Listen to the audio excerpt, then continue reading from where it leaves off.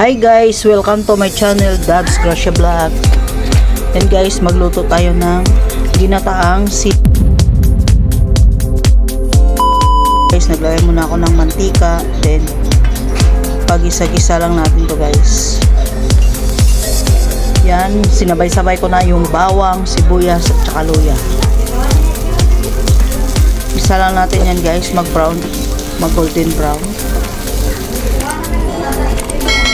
Then, yan, lagay natin yung ating hipon. Kunting hipon lang yan, guys. Yan, takpan muna natin ang sakit. Yan, pag nagpula-pula na konti yung ating hipon, guys, pwede na natin ilagay ang ating sitaw, kalabasa. Sabay-sabay na rin natin yan, guys. Para hindi siya mag-overcook. Arrange lang natin konti kasi parang umaapaw na sa ating kawali. Yan, naglagay lang ako ng konting asin. Konting asin, tapos takpan natin saglit lang, mga 3 minutes yan. Hinaan natin ang apoy para hindi siya masunog. Ayan guys. Yung nilagay ko palang gata yan guys, ayan, frozen yan siya. Yung kara, yung nasa box, kaso nilagay ko siya sa freezer kasi nabuksan na siya guys. Ayan, nilagay na natin. Kaya kita mo parang namumuo ang ating gata. Kasi ang nilagay natin gata yan guys, instant gata.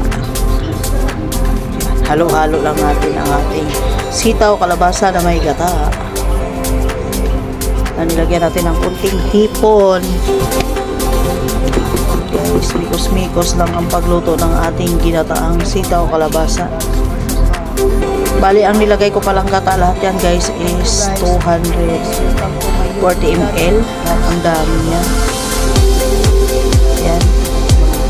Yan, nakita nyo parang namumuo siya kasi frozen niya. Ito ang last natin na panggata guys.